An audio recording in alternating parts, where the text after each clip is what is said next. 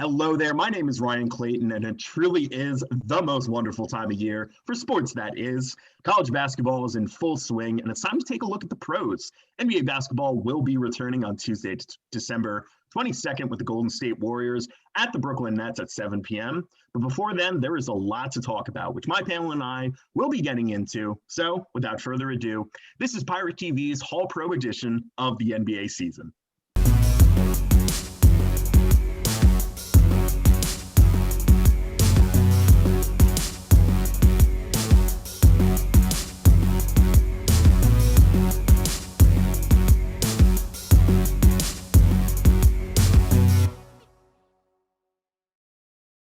Hello and welcome back. My name, I said in the intro, is Ryan Clayton. I'm joined by my panel. It's Ryan Henry, Ronny Castaneda, and Joel Moran. Fellas, how are we doing? Getting excited, man. Season is upon us. Happiest time of the year. Can't be any more happier. I'm feeling great. There's a lot of teams that made a lot of different off-season moves. I can't wait to talk about which ones are going to flop and which ones are going to potentially do good. Yeah, I feel like there's a lot of teams that are vying for the top. It's not like a couple years ago where you knew Warriors were going to be up there. There's a mix of which teams are going to be good. Anything could happen. Really, anything can happen. So we got a lot of topics to talk about. So the first one is going to be, we're going to start from the NBA draft. So NBA held their first virtual draft on November 18th, where potentially the next greatest player may have been drafted. That being said, I think the general consensus was this draft class was a little bit weaker, but still has some quality players. We'll start with you, Ronny. Who are you looking forward to watching this season? So I really have been adamant about this one player, and it shocks me that he, fell in a way, because I like to say fell, because if I was an NBA GM, I would take this guy number 1 overall. I'm sorry. I saw his game all throughout college, and I think he's just a tremendous playmaker, a tremendous athlete. That man is Obi Toppin. So I loved his game. Seeing him in Dayton, I saw him as like a prototype Blake Griffin, but with a better shot. So I was just really surprised at the fact that, he wasn't projected to be, top 5. I understand, the hype around Anthony Edwards and James Wiseman and LaMelo Ball, but I really think that Obi Toppin has it all. He has the experience. He has, the body. He has the physicality to be a great player in this league. So Obi Toppin is definitely someone who I'm not just excited to watch this year for the Knicks. I'm going to be excited to see how he pans out in his entire career, because I think he's a freak athlete with a tremendous future ahead of him. What about you, Ryan? Who do you like? There's a lot of players I like in the draft, but obviously, I think the player that's going to be most exciting to watch day one has to be LaMelo Ball. He's been garnering hype since his freshman year of high school. We're finally seeing him in the NBA. He already looks in the preseason as one of the better passers in the NBA. The attention he'll just gain. He'll be the guy there in Charlotte. So I'm excited to see what he can do at the next level. All right, very good. And how about you, Joel?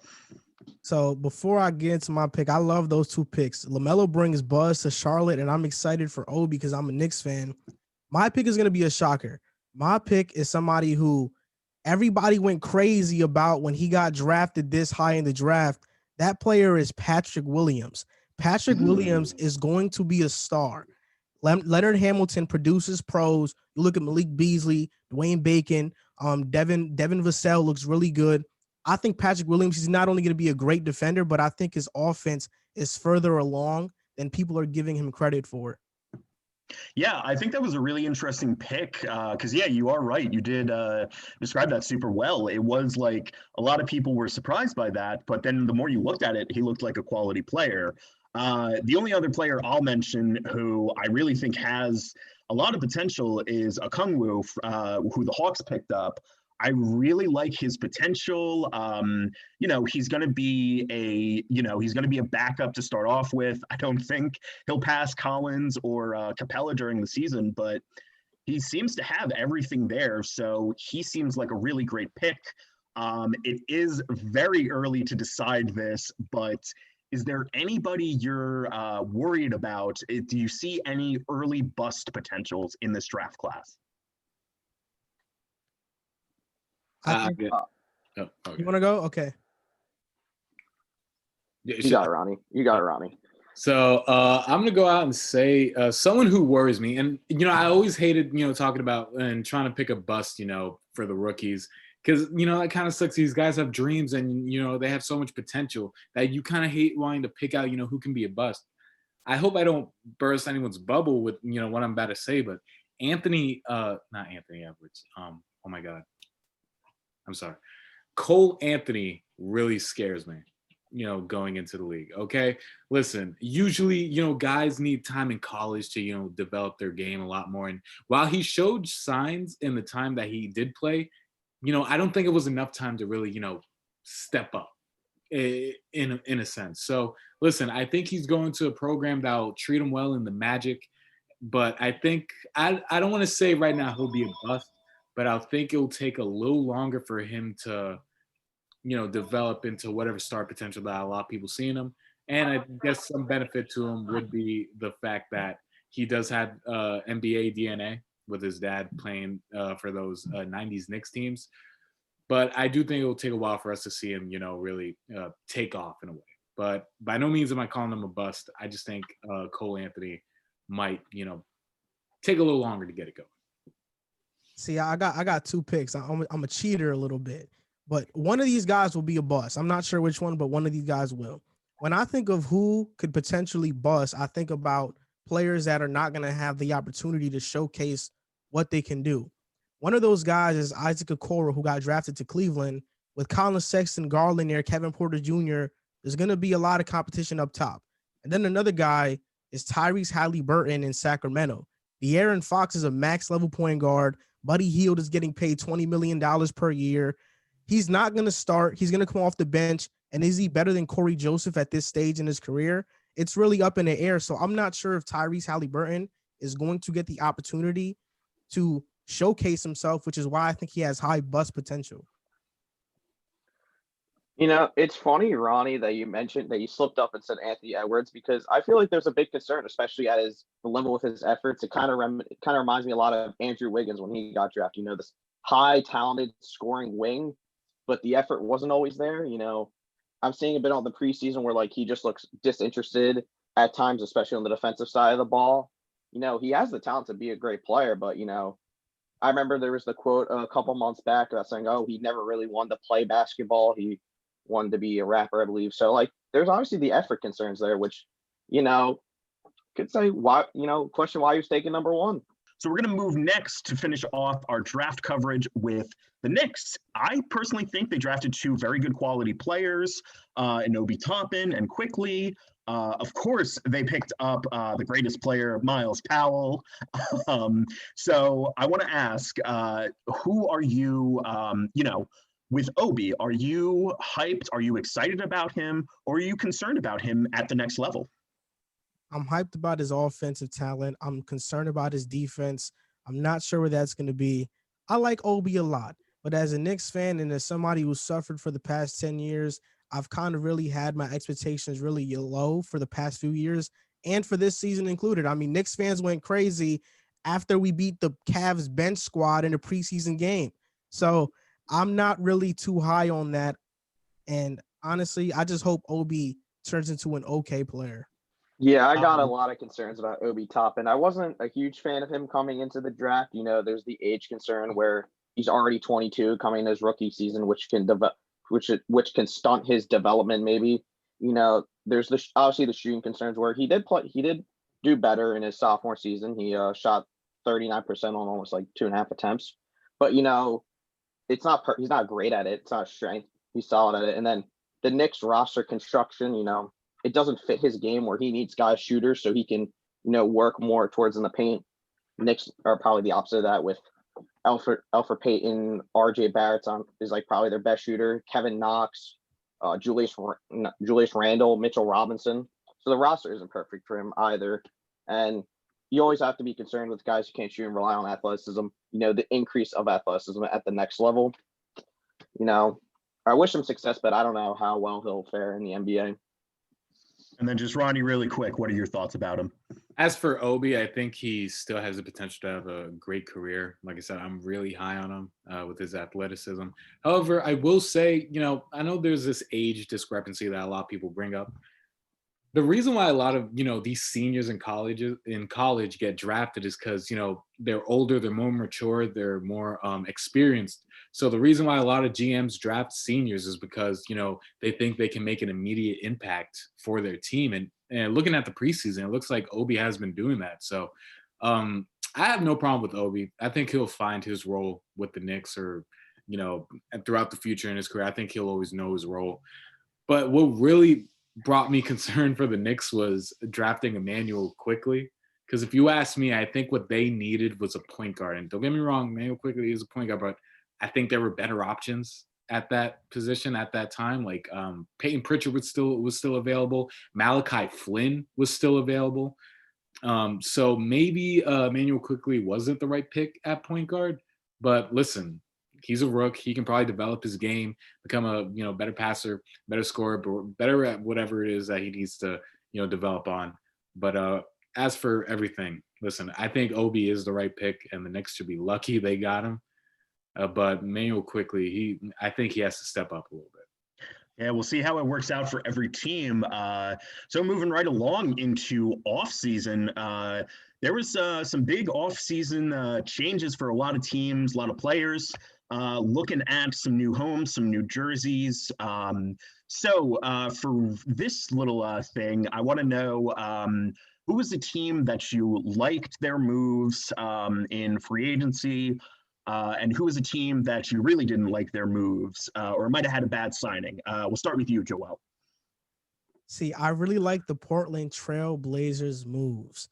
Last year, they were the 8th seed because of injuries. And what was the position that they always had trouble at? At the wing. You don't have anybody to guard the Kawhis, the LeBrons, the wings of the world, the Paul Georges even. So what did they do? They went in, they signed Robert Covington, who's a very great defender, elite rim protector for his size. Derrick Jones Jr., who is an elite perimeter defender, and he was that for Miami. And then you also brought in bench depth by signing Enes Kanter.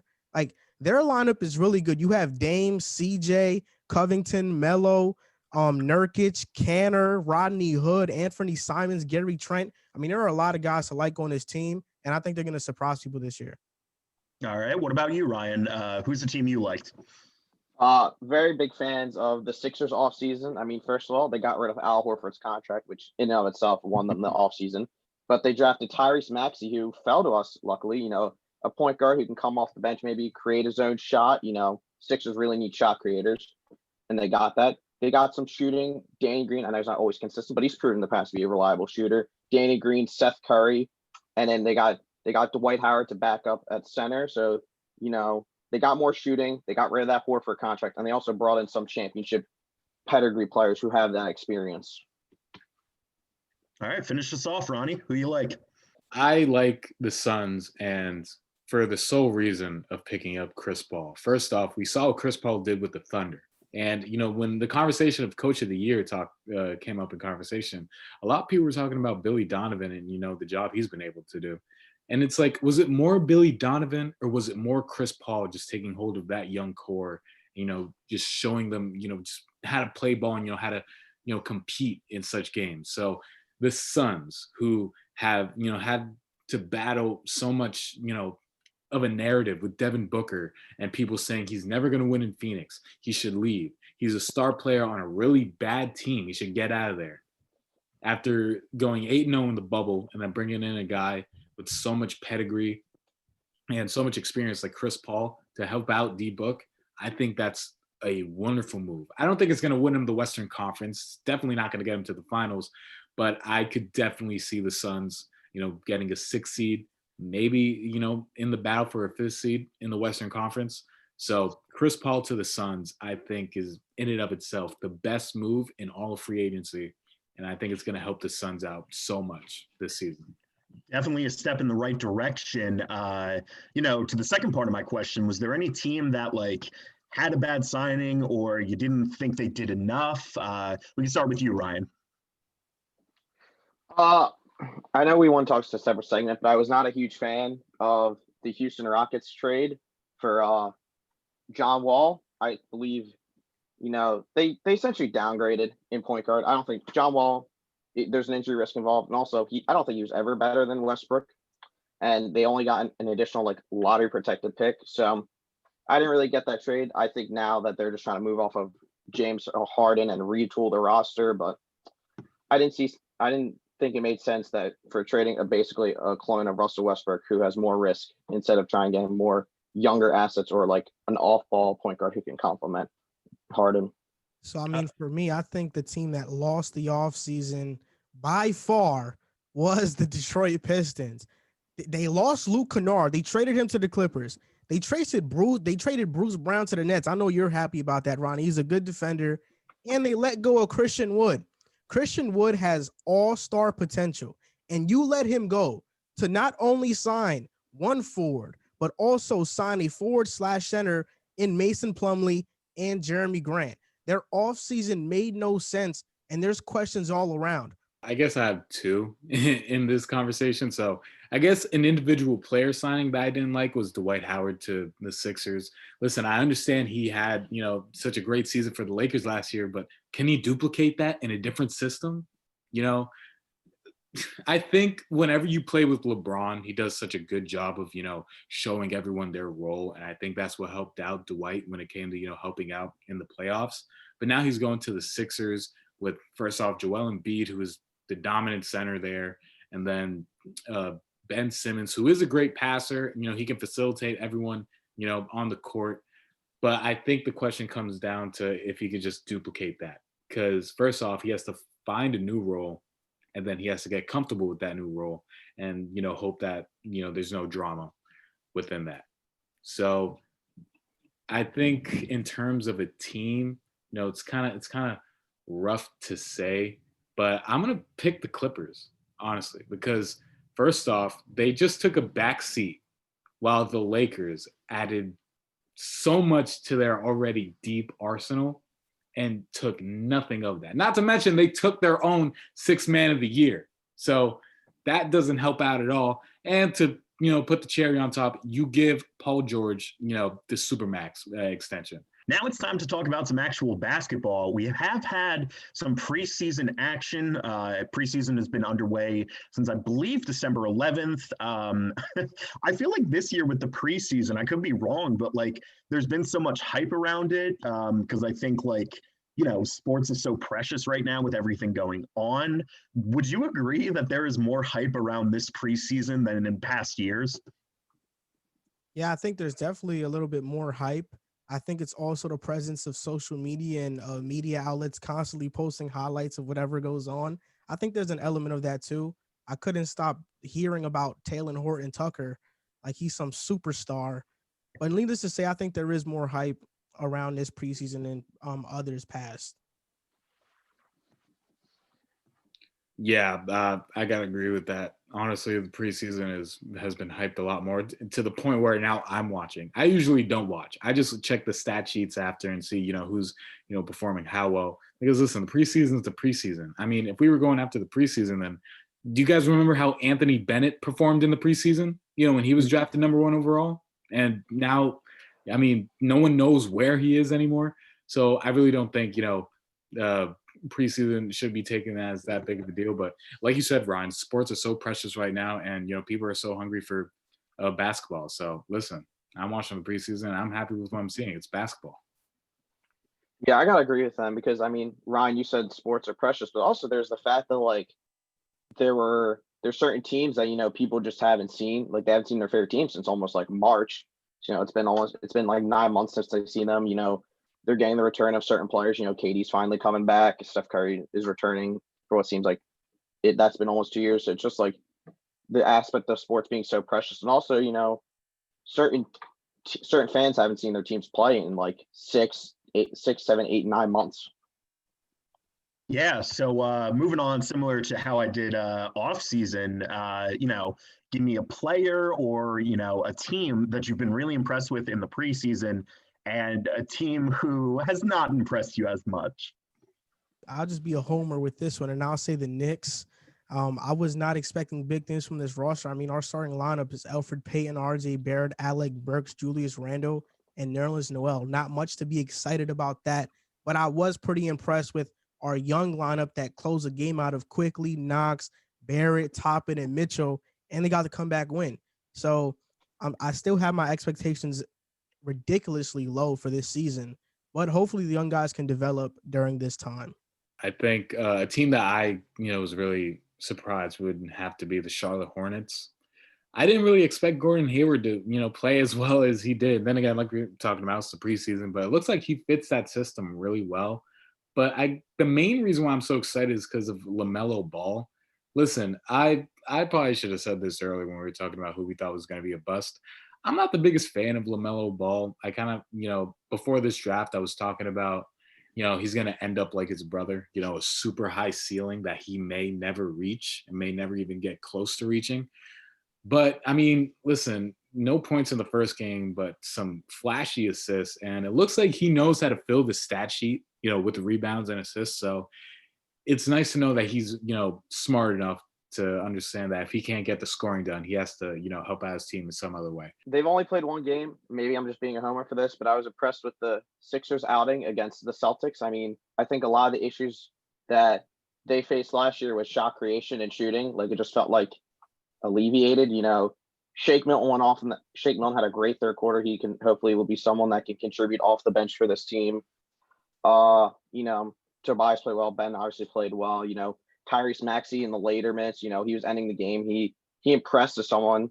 Hopefully should get more minutes later on the road. So I was impressed. They've only played one game so far. They play again tonight, but the hope I had for them after they made their offseason moves seems to be coming into fruition. At least it did for when they played the Celtics.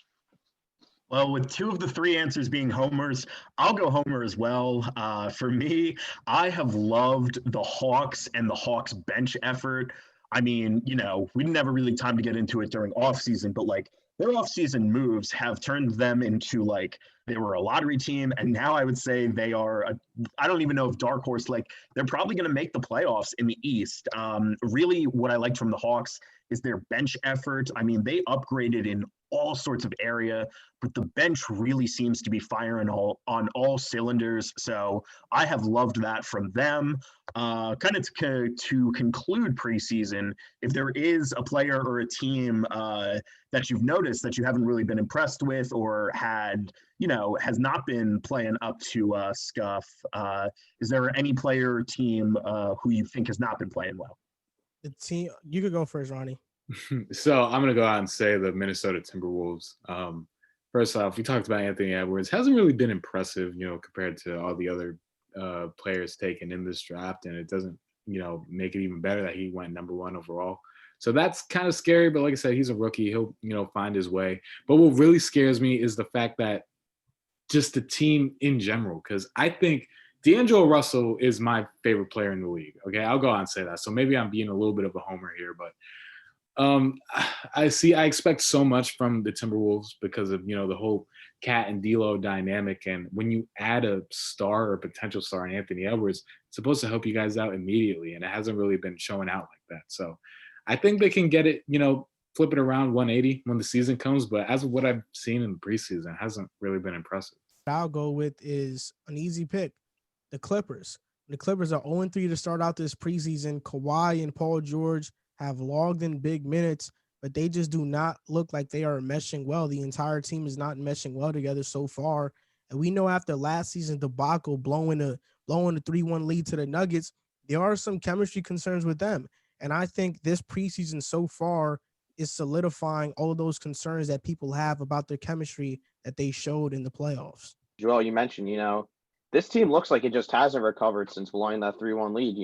They lost to a Lakers team twice without LeBron and AD. Kawhi and Paul George are playing, but they just aren't playing well. So, this is a team that needs to start keeping it rolling or they're going to really see the effects of a hangover season. So we are going to move on to the format and some COVID-related things for the season. So COVID is still in full swing, unfortunately. The second wave is upon us. do you think the NBA teams are going to be playing outside of a bubble? Most of them in their home arenas. Let's go Tampa Bay, Toronto Raptors. But, do you think something outside of a bubble could be pulled off? Are there going to be problems? What do you guys really think is going to happen with teams playing outside of the bubble? I'm not too concerned with it this season. Last year, I would have been way more concerned. But we see right now they're starting to release the vaccines to people, and it's going to start being available. So I think, if everything goes as planned, which the world is an unknown, so we really don't know. But if everything goes as planned, if people get these vaccines, I think the season will be fine, and most importantly, people will be fine.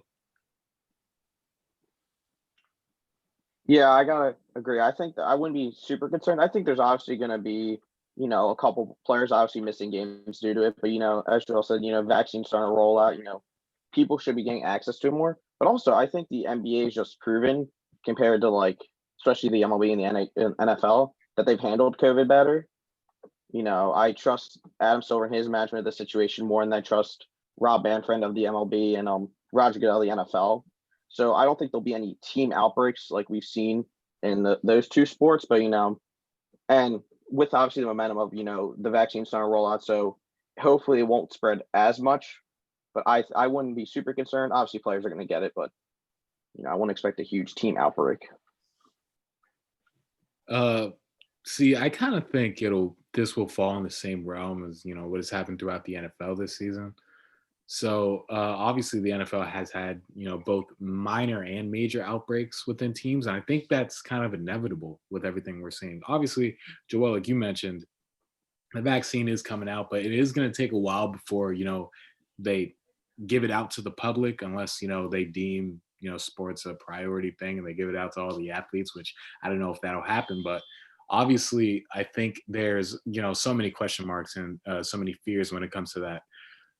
But I think we just have to prepare for the inevitable in the fact that, there is going to be, parts of the season where teams are going to have to take 2-week periods off just because, someone was exposed to COVID-19 and everything like that. So, but I do trust the NBA and I do believe they are smart enough to, plan around that, figure out what they have to do to make sure, whatever team that got, infected can go on and continue their season. And just making sure that this season doesn't come to an abrupt halt like we saw at the end of last season. So I think we just have to prepare for everything at this point. Yeah, so for the most part this season, fans are, as of now, fans are most likely for most teams, not going to be in attendance. There is 3 teams, however, who are going to have fans in attendance. That would be the Atlanta Hawks, the Memphis Grizzlies, and the Utah Jazz. Everything I've seen report-wise, it's only going to be about 1,500 fans in attendance. Decent amount of questions around this. I mean, are you okay with this? Are you concerned? What do you think? Do you think at some point the NBA could come in and possibly put a stop to this if it proves to be unsuccessful? What are your thoughts about these 3 teams having fans in attendance? See, I'm on the team of you shouldn't be concerned about something until something happens to make you concerned about it. So right now they're having fans. If there's an outbreak, if people get COVID, one of the players or coaches or whoever it may be, then you start being concerned and then you shut down having fans at games. But if they're limiting the capacity and nothing is happening, people aren't getting sick, there's no outbreaks, then I think we shouldn't be concerned about it. I'm going to agree with that. And I don't see, I'm so happy with how the NBA handled the bubble last season that, I'm just so surprised. I think Adam Silver did a great job, but I am kind of surprised that they don't have a backup plan. I feel like it wouldn't have hurt if they, created another bubble where a go-to thing if they see that it starts getting out of control once again. But listen, I trust in the NBA. I saw, a lot of Matisse Thybulle's vlogs when he was in the bubble. What the NBA did to make sure the players were safe was tremendous, and I'm going to assume it will be nothing short of that this season. But I think Joel brought up a good point. You shouldn't be scared until, there's a reason for you to be scared. And I think the NBA has shown us enough that, they can handle this situation. And Ronnie, I kind of want to go on your point about saying they should throw a backup plan. I'm pretty sure that, I assume would probably cross their head, but it's just like, from what I heard with them trying to play in the bubble in Orlando, they probably just didn't have the time and or resources to say, hey, if this top happens, we can just automatically go there. That's what I'm thinking. They like maybe explore that option, but they're like, the efforts we have to do, especially the timing they had, because they essentially had like a 2-3 month turnaround, if that. So I don't think they, in between last season and this season. So I think they probably thought of it, but they probably just like realized they didn't have the resources or the time to fully plan it out. Let's get to some scheduling stuff. As I mentioned in my little intro, the season opener is December 22nd. Starts with the Warriors at the Nets, followed by that's going to be at 7 p.m. Followed by the Lakers and the Clippers at 10. Of course, with that first matchup, you have KD's most recent team, minus outside of the Nets, first in each other. KD's return to games that will count and stuff. You have a new look Warriors in a sense, without Klay Thompson, but a healthy Curry with James Wiseman, followed by Battle for LA at 10, Lakers and Clippers. So how do you feel about these matchups, and what are some keys to the victories for, all the teams? What do they have to do to get a win on opening night? I think this is a great opening slate for the NBA. I'm a Nets fan. Joel's kind of exposed me on that already. So I'm really excited to see KD playing games that matter again. I saw him in the preseason. He looks, good as new. And he's playing against his former team. So maybe there might be bad blood there. But, hey, they're coming to Brooklyn. So they're going to have to get ready for that. So, yeah, I'm going to pick the Nets over the Warriors. But I don't want people to sleep on the Warriors. I think their pickup of Kelly Oubre was great. Obviously, it sucks that they lose Klay Thompson for 2 straight years. All praise to him, because I can't imagine what it's like to, miss 2 seasons of, within such a young career. And I think Kelly Oubre is good enough to kind of fit the mold in a way, because, he's still a great shooter, or can be a great shooter. And he knows how to slash to the basket. So I think he can fit, the California vibes very well. But I think the Nets are going to take that one. And I don't really have to say much about the next game. Like I said earlier, Clippers took a backseat to LA in their free agency move. So I think LA is going to put on – the Lakers, that is, are going to put on a show against the Clippers. Yeah, sorry to cut you off, Ryan. But, you go, Joel. Yeah. For me, I think the Warriors and the Nets is a great game. I wish it was on Christmas. I don't like the Nets and Celtics game that much. I wish that game was on Christmas.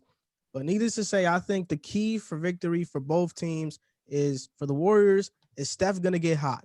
You need Steph to get hot. We've seen him score in bunches in a short amount of time. So if Steph gets hot, they can take that game.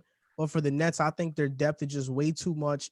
KD, Kyrie, DeAndre Jordan, Dinwiddie, Karis LeVert, Joe Harris, Landry Shamet. I mean, these guys have a bunch of players, and an underrated acquisition was Jeff Green, Uncle Jeff. He was great for the Rockets last season, and he'll be great for the Nets this season. I think the Nets will win that game, and I think for the next game, the Clippers still don't have somebody to guard Anthony Davis. So I think the Lakers will win that game as well. Yeah, so I have for Warriors Nets, I have the Nets winning, because I think what it comes down to, the Warriors really don't have that guy who can, take in Clay's spot as terms of scoring. You're going to be wondering who's the offense going to be coming from. Maybe it's going to be Kelly Oubre, but I think the Warriors are going to really struggle generating offense from anyone not named Steph Curry. And you said the Nets just have a lot of depth. They have the offensive firepower to even exceed the Warriors with, obviously, KD, Kyrie, Karis LeVert, Spencer Dinwiddie. So they're going to be – I just don't think the Warriors will be able to keep up with their offense. So I think Nets take that game. And Clippers and Lakers, I think it's going to be a close game, because that matchup told us anything last year, that they always played each other well. I know the Clippers have struggled recently, but I think it just comes down to, are they going to be able to contain LeBron and AD, which – it's very hard to contain them, but I mean, they have done it, and they did do it last year. It's going to be close, but Lakers will win. Lakers have all the momentum going for them. So moving on then to Christmas games, we do have to wrap it up for this segment. So I just want to know very quickly, which matchup are you looking forward to the most on Christmas Day? I don't want to be a homer and say, Nets Celtics because, whatever that is. I would have liked to see the Nets play a different team, but listen, I think a lot of people sleep on the Celtics. They're still, in my opinion, I think they're still top dog in the East despite everything the Nets have done. So we're going to have to wait out for that. But I'm really excited to be Mavs and Lakers because we're going to look back on that game and see the two MVP frontrunners going back and forth against each other. That's all I got to say about that. The game I'm most excited for is the Nuggets versus Clippers, a rematch of the divisional round in the Western Conference. We've seen the Nuggets come back and they beat them. They got hot. The Clippers are looking for revenge. They're looking for blood early. JaMychal Green leaves the Clippers, joins the Nuggets because he loved their passion in that series. And I'm expecting the Nuggets to win. I'm expecting Jamal Murray to have a big game. And I'm expecting Jamal Murray to elevate into an all-star player this upcoming season as well. Yeah, I think biggest games got to be that Clippers-Nuggets game because I think that's really going to be a test of how this Clippers team will go out throughout the entire season. If they can get a key win in a rematch against the Nuggets in that Western Conference semi-series, they can get a big win that I think will help them move along better. They'll have a better season. But if they lose, especially them and the Nuggets, two big losses early on, it can be a trend for the whole entire season. So we are going to, this is the final segment. It is our longest one. It is the time for season predictions. Now, for a lot of these, it is way too early to predict. But hey, if you say something right, man, you can look like a genius or a fool. It's time for the boys to become men and the men to become boys with this segment. So I'm going to be going over a lot of season predictions. I've asked some questions and I'll ask you guys to respond. First one being team who wins more than expected. Who do you guys think wins more than expected? So for a lot of these subtopics, I have like two teams. So for this one, I have two. The Golden State Warriors, and I think people are really sleeping on Steph like he's not a two-time MVP. The Golden State Warriors, and in the East, the Washington Wizards. Look out for the Washington Wizards in the East. Joel, steal my thunder. I was going to say the Wizards, I saw they had them listed at 32.5 wins, which is under 500. I mean, they should be getting healthy. Bradley Beal should be back. They got Russ, who I think is an upgrade from John Wall. Thomas Bryant and Rui should both improve. And Denny, who slid to them in the draft, should have a good rookie season for them. I'm going to go out and, be different with my pick. I'm going to say the Celtics. I've been seeing so much, slander on the Celtics, like they're not, such a high caliber Eastern Conference team. And yeah, I know some other Eastern Conference teams like the Nets have made some great moves, but listen, the Celtics, they're going to be battling out for that number one seed in the East. And no matter how good every other Eastern Conference team is, the Celtics, man, really, they got to have some respect on their name considering everything they've done, especially with Jason Tatum and everything he's done. So listen, the Celtics are going to surprise a lot of people in a weird way, but listen, they're going to be contending for the title. I have the Grizzlies. This might be a hot or cold take, but I have them safely making the playoffs in the West, which is never a guarantee. But I have confidence in the Grizzlies this season. So for next up, in the similar realm, but the opposite, who is a team that loses more than expected? A team that's going to lose more than expected is the Atlanta Hawks. I know that they made a bunch of off-season moves, but it's not going to matter because defense is still going to be their weakness. Like Trae Young, yes, he put up great numbers, 29 and 10 basically. But the problem with Trae Young is that he's really bad defensively. He's going to get hunted. He doesn't have the size that Curry has. Curry can kind of hide it a little bit. There are quite a few point guards I'll take before I take Trae Young. For example, Moran. I'll take Moran before I take Trae Young. In my opinion, I'll take him over. I'll take Trae Young. I think the Atlanta Hawks made a lot of offseason moves, but they also stunted the development of a lot of their younger players like Cam Reddish, who I think has star potential, but is not going to get a lot of shine because Danilo and Bogdanovic and Hunter are going to be over him. If I had to pick a team that I think is going to finish worse than people expected, I think it's the Indiana Pacers. They've had this sort of like downhill trajectory ever since they got Oladipo and had that magical run back in 2018. You know, if you look at the rest of the Eastern Conference, every other team really who is at the top or is going to be fighting for their spots has just got better, and the Pacers really didn't. You know, Oladipo, he still has the injury concerns. How good is he going to be? He might even be moved because his contract's up. You know, there's also the question of how good is Miles Turner and Domantas Sabonis? You know, they're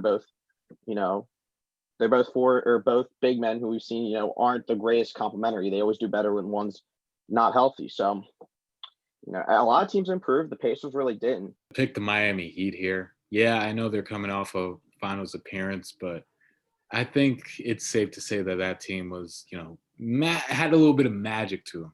Don't get me wrong, still a great team. I think the acquisition of Andre Iguodala was great, you know, in terms of, you know, leadership. Bam Adebayo, they just signed him to the Supermax. And Jimmy Butler, I think he finally showed people that he is, you know, one of the best players in the league. So, yeah, they still have a great team, but I don't think, like, they're capable of – not that they're not capable of going to the finals once again, but I don't think they might have as great of a season as – you know, a lot of people are expecting. Yeah, I think they'll make the playoffs, no problem, but I don't think they'll go as far as we saw them do last season. All right, so we are going to go rapid fire for these next couple of questions. So what I got is first-time All-Star. Who do you guys got? Zion or Jamal Murray? Book it. Ooh, okay. Jaylen Brown. Jaylen Brown. I got two here. I'll pick John Morant and Karis LeVert. Ooh, interesting Karis LeVert pick. Okay. I went with a very long shot. I said Van Fleet. I think he puts up good numbers this year. Defensive player of the year, who do we got? Bam Adebayo, just because it's nearly impossible to win an award when you play with LeBron James. If AD was on a different team, I'd pick AD, but I think it would be Bam Adebayo. I'm going to go with Anthony Davis. You know, I think he's shown that he's one of the better defensive players in the past since he's gotten in the league in 2012. I think it's just his year to win it. I'll pick Anthony Davis as well. I went Davis as well, so maybe Joel knows something that we don't. I do like the Bam pick, though. So rookie of the year, who do we think is going to win it? I think it's going to be James Wiseman. He's in the perfect position to succeed with the Golden State Warriors. He's going to get a lot of garbage buckets, you know, lobs and easy buckets because he plays with Steph. So I think it'll be James Wiseman.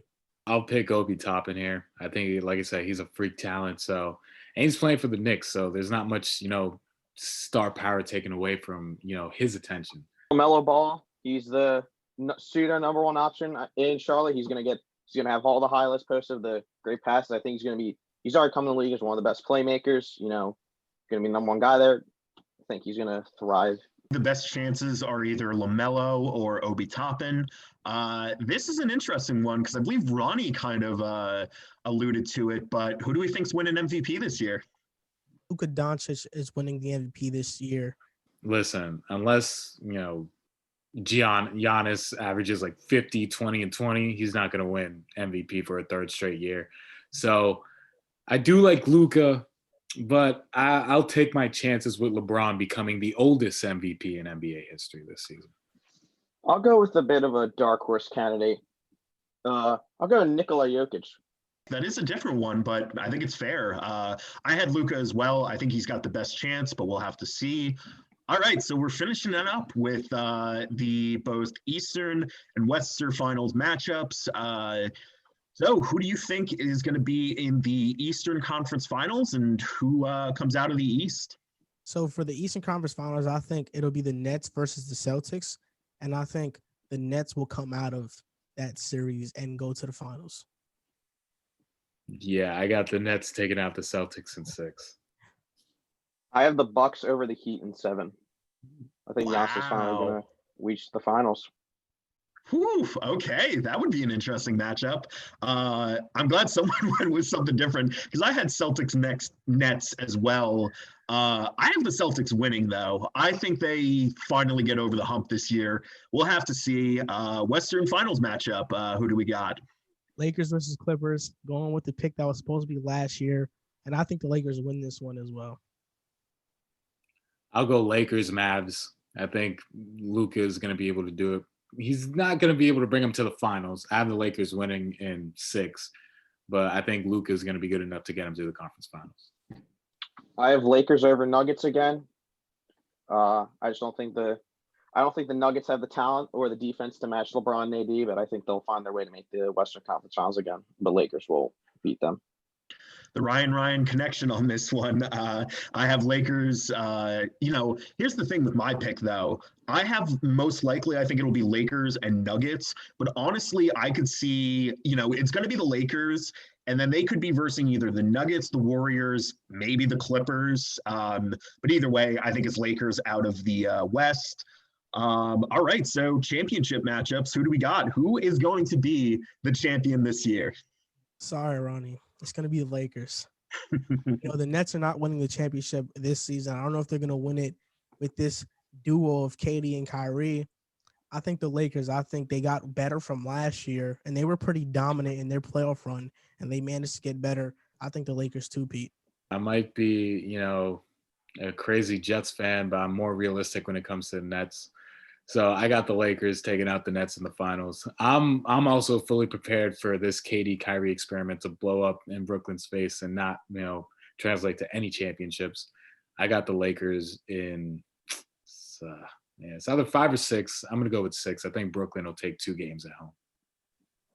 Yeah, I got the Lakers over the Bucks. I mean, I think if there's a series next playoffs that Giannis really struggles, it's against this team. I think you can throw a lot of defenders in his way, and also, no team. I don't think their team doesn't have an answer for Anthony Davis. But I think Lakers win in 6 over the Bucks. I think LeBron wins Finals MVP because I think Joel mentioned this with Anthony Davis. They won't give a Finals MVP to Anthony Davis unless LeBron plays really badly or Anthony Davis plays all time amazing. So for my matchup, it's ESPN's biggest dream come true. I have a Lakers-Celtics, a classic matchup, but I do have the Lakers winning it. And that will do it here for Pirate TV. I would like to thank my wonderful panel, especially Ryan and Joel for making their Hall Talk debuts. So congrats on that, guys. Very, very good job with that. Let's see, what do we got? Hope you enjoyed the show. Please feel free to give it a like. Subscribe if you want to. If you want to watch more Pirate TV content, comment down below if you agreed or disagreed with anything we had to say.